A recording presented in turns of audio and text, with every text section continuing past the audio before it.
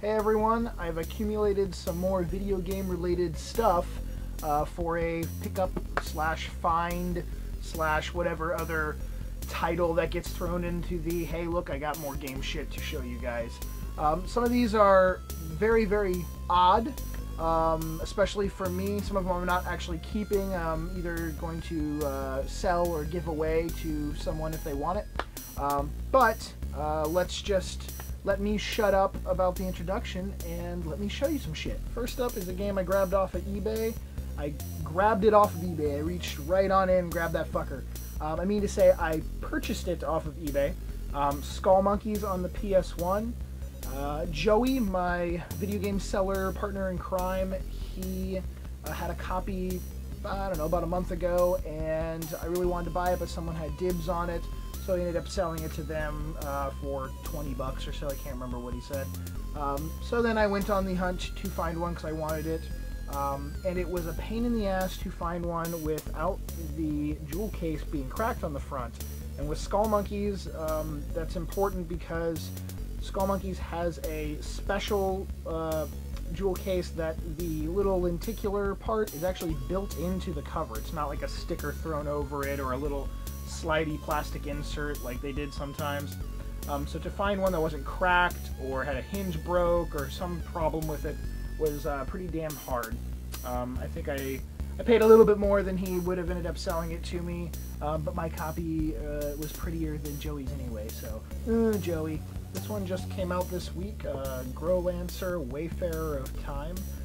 Now I've seen a lot of reviews and sort of just postings about this and saying it's the last PSP RPG coming out, or as far as they know, and it actually isn't. There's already currently one announced coming out from Axis Games called Ragnarok Tactics, not to be confused with Ragnarok Odyssey, which is coming out on the Vita. The Tactics one's supposedly around November.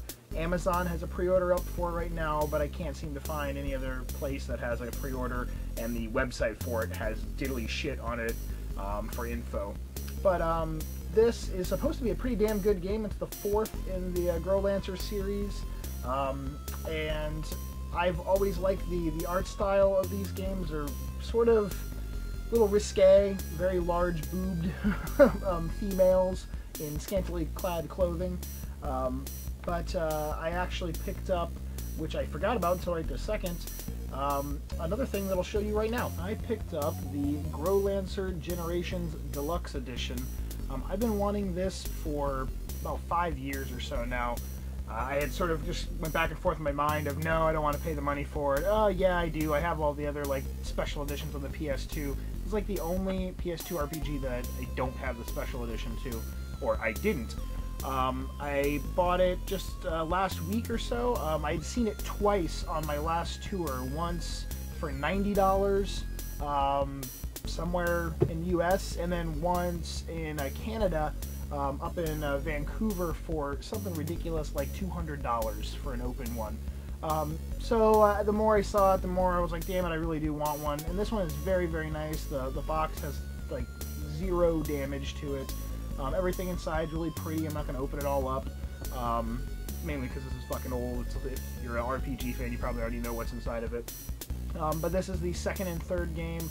I traded my just regular copy of the game to Joey for some other shit, but very happy to finally have this in the collection. This next one just came out this week also. It's Risen 2 Dark Waters.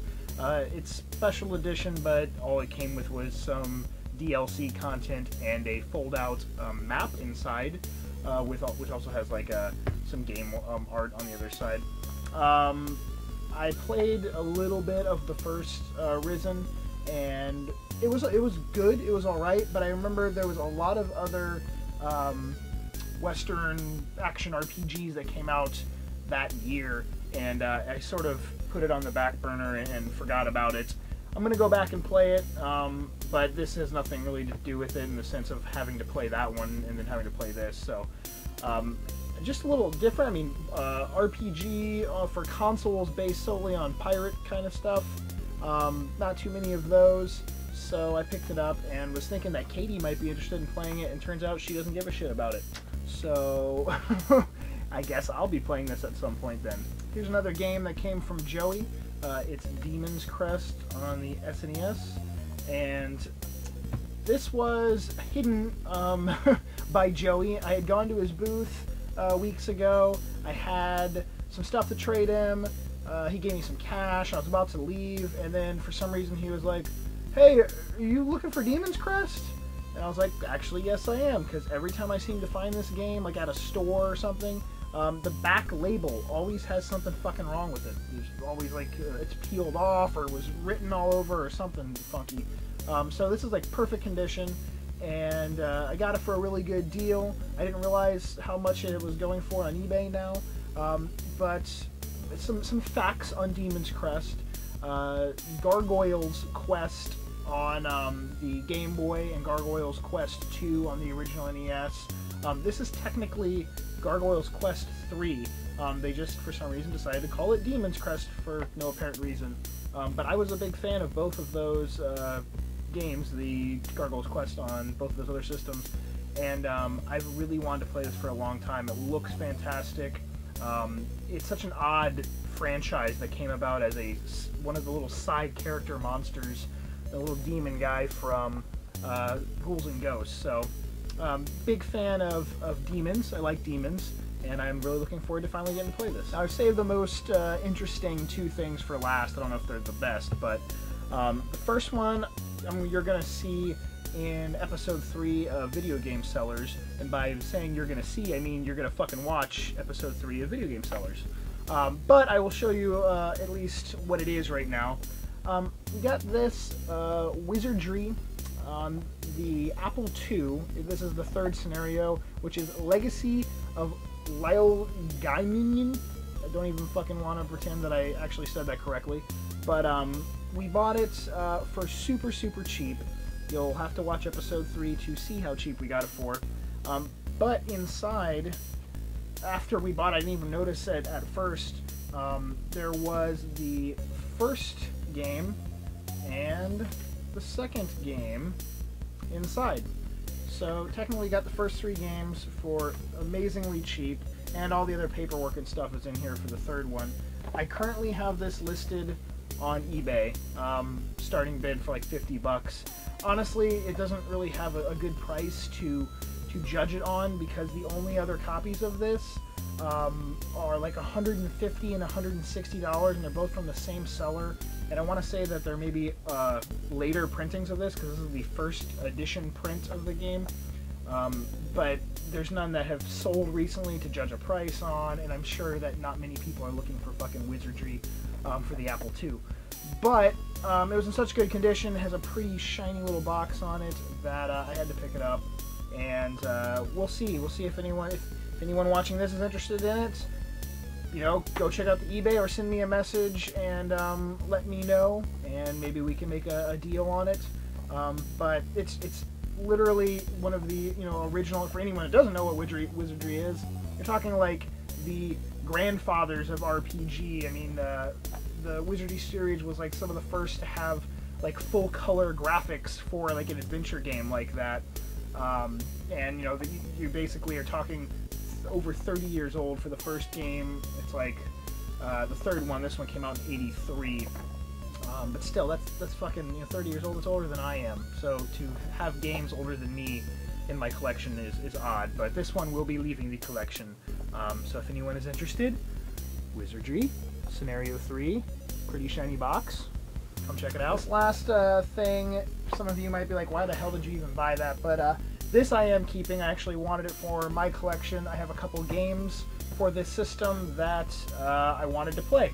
And it is the Gamecom. And I found a boxed version that is basically like new. It is in fantastic condition. And you can see, there she blows, that gigantic fucking handheld. Actually kind of revolutionary. I mean, it was a touch screen with a stylus before, the DS ever came out. It came with the fantastic game Lights Out in there, and all the paperwork is underneath the system. Now, the games I own for it are Resident Evil 2 and Duke Nukem, and I'm a huge Resident Evil fan, so I like to, even if it's a shitty version of the game, I like to, you know, have it for the collection. And Duke Nukem, I like the Duke Nukem games too, so that was basically, I don't want to own just one game for the damn system, and there's so few games for this system that I kind of decided, you know, well, I might as well have two, and then that was basically it. That's all I really want for the system, it's just those two games. But, this I got for, with shipping and handling, was like 35 bucks. Plus, it came with 3 other games. Indy 500, Wheel of Fortune, you can tell I'm definitely going to hold on to those two, right? And Sonic Jam. Now, Sonic Jam, not that bad of a price-wise, at least. I haven't played it, so... but it's like 20 bucks it's going for. These other ones are basically kindling. And, but you know, it's still a good deal for the system. I mean, if it didn't have the box, I would not have paid $35 for this system. But it is in really, really nice condition, and it has a nice little carry handle, so I can take it while I go shopping. But yeah, I'm gonna get rid of these 3. I already have someone in mind for Sonic Jam. I'm just seeing if he actually wants the copy or not. If not, then I'll look elsewhere. But that's it, guys. It's a sort of a small selection of stuff. There's a few other things, but I'm just being lazy and I'm not going to go try to dig them out. I could pull out this, where's my list? What I do is when I get new games, I write them down on a piece of paper, and then they go into our database, like hard drive, for safety keeping and records. So, there's really a few other things on here that I picked up. Oh, I got Flink on the Sega CD over there. And, oh shit, okay, I guess I better mention this. Hold on, I'll be right back. Okay, I promise, this is the last thing I'm going to talk about. Castlevania Dracula X on the SNES. Fucking, to not have to pay $100 for this was the challenge. I had no idea it had gotten that expensive for just a loose cart, and it fluctuates. It's been going for $80 to $115 or so just for a cart, and I ended up getting it on the low end of that for under 80 bucks. And but it's another one where I haven't seen a copy of this at the flea market, at the thrift store, or at anywhere like that, and I've wanted it to finish my Castlevania collection for fucking a long time. So it's another one I can put a fucking nail in the coffin, haha, coffin, get it, Dracula, to a series and say that I now own them all. So I'm very happy that at least I finally own Castlevania Dracula X. Okay, now that's it, I promise. Episode 3 of Video Game Sellers will be up probably next Tuesday. I'm probably going to do them on Tuesdays now, just to kind of keep it easy, and that way you guys can get used to that. And thank you for watching as always. Subscribe and thumbs up, and stay tuned for more. Peace.